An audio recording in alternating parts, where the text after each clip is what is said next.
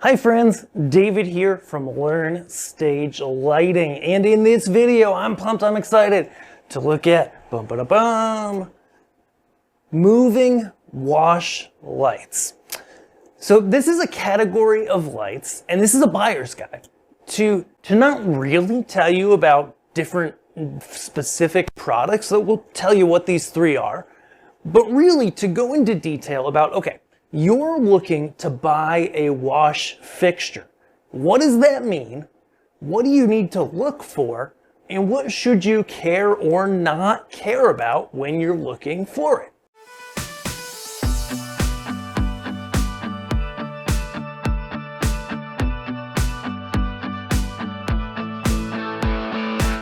When it comes to wash fixtures, the history behind it is you used to have moving heads with a lamp in it that had a really soft lens on the front.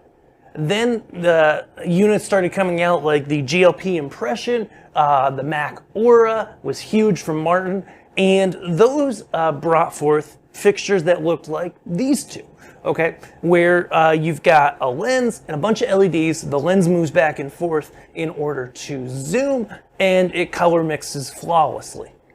Then you had units like this guy. The Claypaky BI was kind of the first one, but there's been many that have come since, where you have different cells, you can control them typically individually, and if you are zoomed all the way to the bottom of the lens, you can, which is typically narrow, you can drop in this beam diffractor that you see here, causing all these little bits in the haze that may be a little bit difficult to see just because we have studio lights on, but I can see them really well here. So two types of lights, both washes, okay? So if you're looking for a wash light, what features do you care about? What should you look for? The number 1 and 2 are, okay, so most of these fixtures are going to have color mixing. Most of them are going to be RGBW, red, green, blue, and white. Okay, some of them are going to have different levels of control. For example here, we'll just bring in a pixel map here, thanks to Dialos from Onyx. And we're going to see a couple things here. Okay, this guy, fully pixel map. So every pixel is controllable individually. Now, when you've got this many pixels, this one's got, I think, 24, you can count for me. That's a lot of channels. That's a lot of DMX. Okay, this one's not too bad. It's like 129 channels, I think, or something like that. But it eats up a universe fast. Because of that, units that have really high channel counts, such as this one, this is the Gamma Oculus XL, it offers ArtNet directly. So you can hook it in networked to your console, not have to use up DMX nodes and use up a whole ton of channels within just a few fixtures. Okay, so full pixel control if you want it, but typically you're going to have modes that are much simpler, you know, in the 30 channel range if you just want control over the whole head. Okay, next in terms of segment control, this is the Borealis X from Gamma. These guys have 3 sections of LEDs. So this one has a center LED, then a ring, second ring, and a third ring, all completely controllable. That's intensity and color zoom all moves together. Last in our pixel map here, we have the ADJ Focus Flex. And this unit, like others of its class, it's got 7 LEDs, individually pixel mappable. So I'm running some sweet content out of Dialos right now from Onyx, and it's pixel mapped to these 7 LEDs. Okay, so that's the first thing, right? You're gonna have color mixing, you're gonna have zoom, you're going to potentially have ring control, maybe you have no control over the face as a whole, or maybe you have full pixel control, maybe you have lens rotation. Okay, when it comes to zoom, then the next thing that I really look out for is what does the zoom look like? Okay, so let's just take a second here, and I'm going to grab the Oculus here and pull its lens rotation off real quick. So now it's narrow. Okay, I'm going to turn off my pixel map as well. All right, and so now we're all zoomed narrow. Now, you can probably see this in the haze. Maybe you can, maybe you can't. But how sharp it looks narrow is a factor. And that's something you can't tell just from a beam angle description. Because how sharp the edge is when it's narrow is not really a figment, it's not really an outcome of the actual degree of the lens, the beam angle. Rather, it's more about how sharp the circle gets, which is the basically the relationship between the beam angle and the field angle. Okay, so fixtures like the Focus Flex, sure, you know, it comes down to, I forget how many degrees. In the console, for some reason, it says 10, but I believe it's like 4 degrees. But it's 4 degrees where the field angle is about the same.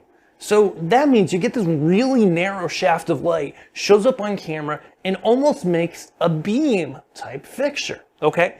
We see a similar look out of the Oculus XL, which, by the way, is turned way down because it's a really bright unit. It's 40%, I think. And it comes down to 3.5 degrees. It's not quite as sharp around the edges, and so the beam is defined, well, not quite as well defined. Meanwhile, the Borealis X or XL, 2 models from Gamma LED Vision here, it goes down to 10 degrees. But I'm looking at the circle of light even at 10 degrees, and it's still fairly soft. It doesn't get beamy. So know that if you're going to use this for a wash fixture to wash backlight, side light, front light, whatever you might use, when you go all the way narrow, it keeps that wash. It keeps that soft edge. It doesn't get really sharp, which means you don't get a sharp beam through the air, but you do still get a smooth wash. Now that beam through the air is only going to show up with haze. We've got haze in the room here. As always, when we're showing off beams of fixtures, if you don't have haze, then this doesn't matter to you. Other than these optical properties that I've talked about, you know, brightness, color mixing, amount of zoom, and then how good that narrow and all the way wide zoom looks, right? Does it look sharp when it's narrow, or is it still soft? And do you want the sharp or the soft? That's what you got to decide. You want to look at, after that, just the physical, okay? Units with the BI type lenses that rotate have these big glass lenses on the front that are individual. They're typically heavier fixtures. Units that just have the lens that zooms in and out, the pancake washes we call them, are typically lighter.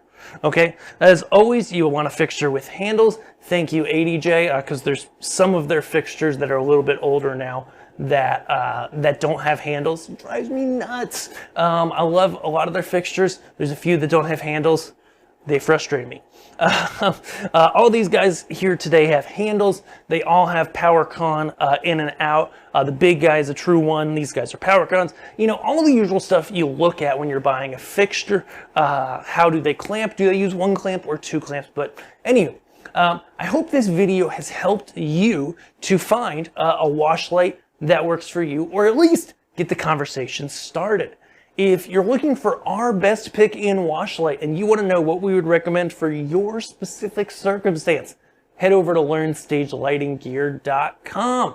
Pick one of these out, put it in a quote, ask us some questions, send us pictures of your space. That's all great. Or just fill out the contact form and say, hey, guys, we're looking for a fixture to do this. Can you help us find it? And we're glad to. These are just 3 examples, but there are examples out there that are smaller, that are larger, that are different. We recommend all sorts of fixtures because we're not the kind of place that's going to say, oh, you just need the Focus Flex. It's the best wash light ever. It's right for everyone. You just need the Borealis. It's the best. You need it. You know, we don't do that here. We say, okay, what do you actually need? What does your situation need? What price point are you looking for? What do you care about features-wise? And we'll help you find the best fit and get you that personalized quote. So if you're ready to go, hop over there. You don't have to be like, oh, I'm going to buy tomorrow. Even if you're just curious, hop over to Gear, let us know, and we would love to help you out. Thank you so much for watching. Have a great day, and we'll see you in our next video if you're subscribed. Thanks.